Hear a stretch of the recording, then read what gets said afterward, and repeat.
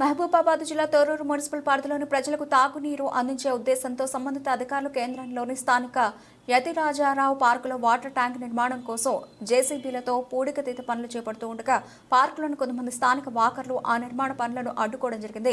ఈ సందర్భంగా స్థానిక వాకర్స్ ఏవీ న్యూస్ తో గురువారం మాట్లాడుతూ పార్కులో నిర్మాణం చేపట్టబోయే వాటర్ ట్యాంక్ ని తక్షణమే నిలిపివేయాలని, వాటర్ ట్యాంక్ కోసం పార్కులో నిర్మాణం చేపట్టబోయే పనులను నిలిపివేయడం జరుగుతుందని, వాటర్ ట్యాంక్ ని అక్కడి నుండి మరో చోటికి తరలించడం జరుగుతుందని పేర్కొంటూ వాకర్స్ మరియు స్థానిక ప్రజలు ఎలాంటి ఆందోళన చెందవలసిన అవసరం లేదని వాకర్స్ ను మరియు స్థానిక ప్రజలు కోరారు.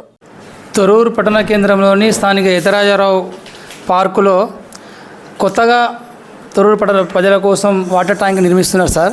ఆ వాటర్ ట్యాంక్ను ఆపమని కొంతమంది వాకర్స్ మీద అభిప్రాయం చేస్తున్నారు సార్. దాని మీద అభిప్రాయం సార్?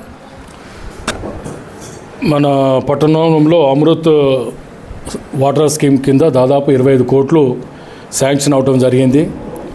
గత కొద్ది రోజుల క్రితమే గౌరవ శాసనసభ్యులు మన ఎమ్మెల్యే పాలకుర్తి ఎమ్మెల్యే గారు మన 3 ట్యాంకుల కొరకు, తర్వాత వాటర్ పైప్ లైన్ కొరకు కూడా మనము కొబ్బరికాయ కొట్టడము బూస్తా చేయటం జరిగింది.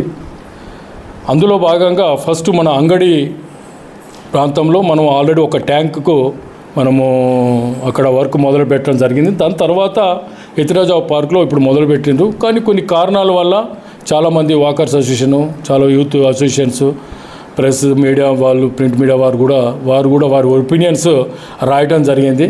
దానిలో భాగంగా నేను ఈరోజు మన గౌరవ కౌన్సిల్ సభ్యులతో కూడా చైర్మన్ గారు, వైస్ చైర్మన్ గారు, గౌరవ పాలకవర్గం అందరూ కూడా దీనిపై చర్చించడం జరిగింది.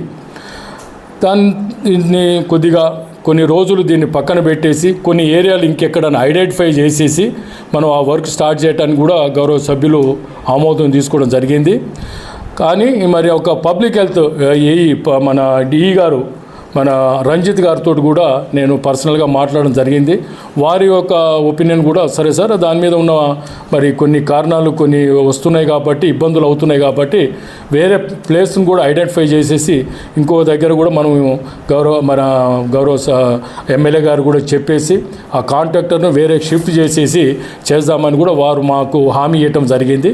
ఈ 2 వారం రోజులలో అది మేము చేయడానికి ముందుకు పోతాం. అంటే ఎవరు దీని విషయంలో మరి కాబట్టి ఈ ప్రజలు కూడా ఈ విషయంలో ఎలాంటి అపోహలు పోవద్దనండి. మా దృష్టికి వచ్చింది కాబట్టి మేము అయితే త్వరలో చర్యలు తీసుకొని మనకు అందరికీ అనుకూల ప్రదేశం తీసుకొనేసేసి ప్రతి ఒక్కరికి న్యాయం కూడా మరి మనం చేస్తామనేసి కూడా మీ ద్వారా మేము ప్రజలకు తెలియజేసుకుంటా ఉన్నాం.